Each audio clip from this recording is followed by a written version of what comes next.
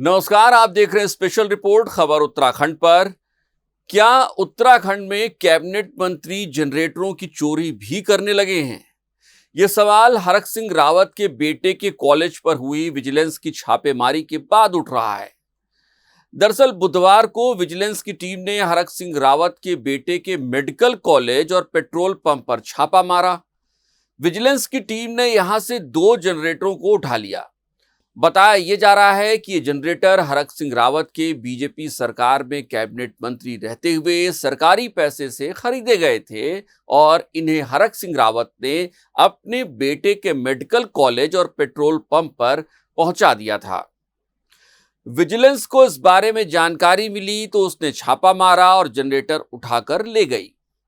बताया यह भी जा रहा है कि इनकी लागत करीब 15 लाख रुपए के आसपास है। वैसे हरक सिंह रावत पर वन मंत्री रहते हुए जिम कॉर्बेट पार्क के पाखरो रेंज में टाइगर सफारी बनाने के दौरान 2019 में बड़े घोटाले का आरोप है कि तकरीबन 163 पेड़ों को काटने की अनुमति लेकर 6000 से अधिक पेड़ काट दिए गए। इस टाइगर सफारी के लिए बिना वित्तीय स्वीकृति के ही 215 करोड़ रुपए भी ठिकाने लगा दिए गए। यही नहीं, इस मद में आए पैसों को अन्य स्थानों पर भी डाइवर्ट किया गया। इतना सब हो गया तो हरक सिंह रावत से जुड़े कुछ तथ्यों को आपको एक बार फिर से याद कर लेना चाहिए। दरअसल हरक सिंह रावत का सियासी सफर 1991 से शुरू हुआ, जब वो अविभाजित उत्तर प्रदेश की पौड़ी विधानसभा सीट से बीजेपी के टिकट पर विधायक बनकर आए। हरक सिंह रावत अविभाजित उत्तर प्रदेश के सबसे कम उम्र के मंत्री भी बने। इसके बाद हरक सिंह रावत लगभग हर विधानसभा में पहुंचते रहे। कभी वो रुद्रप्रयाग से जीते तो कभी कोटद्वार से जीत कर आए। उन्हें मंत्री पद भी मिलता रहा। इस बीच वो अपनी सहूलियत के आधार पर पार्टी बदलते रहे और सत्ता का रस्सा स्वादन भी करते रहे।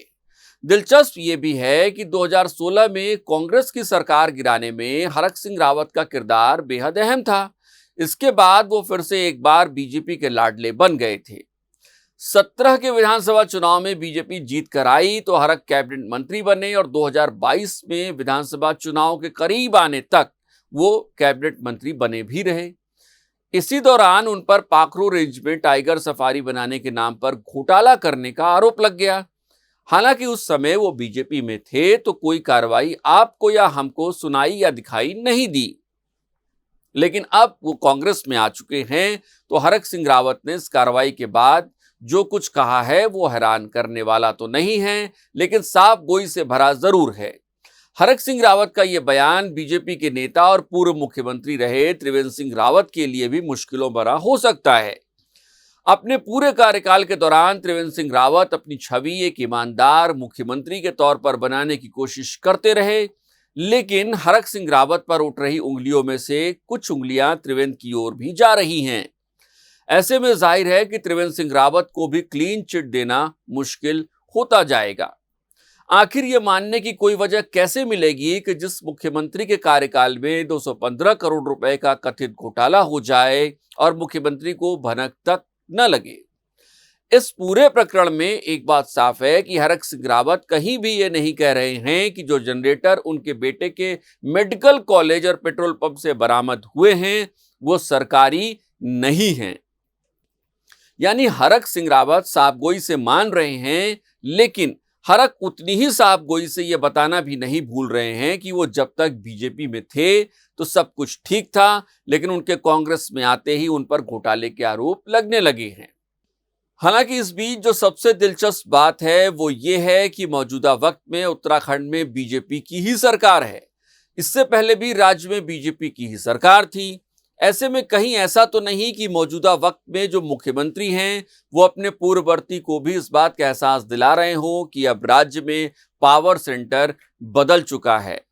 फिलहाल आप देख रहे थे स्पेशल रिपोर्ट, और अगर आप हमें फेसबुक पर देख रहे हैं तो हमारे पेज को फॉलो करें, और अगर यूट्यूब पर देख रहे हैं तो चैनल को सब्सक्राइब करें और बेल आइकन जरूर दबाएं।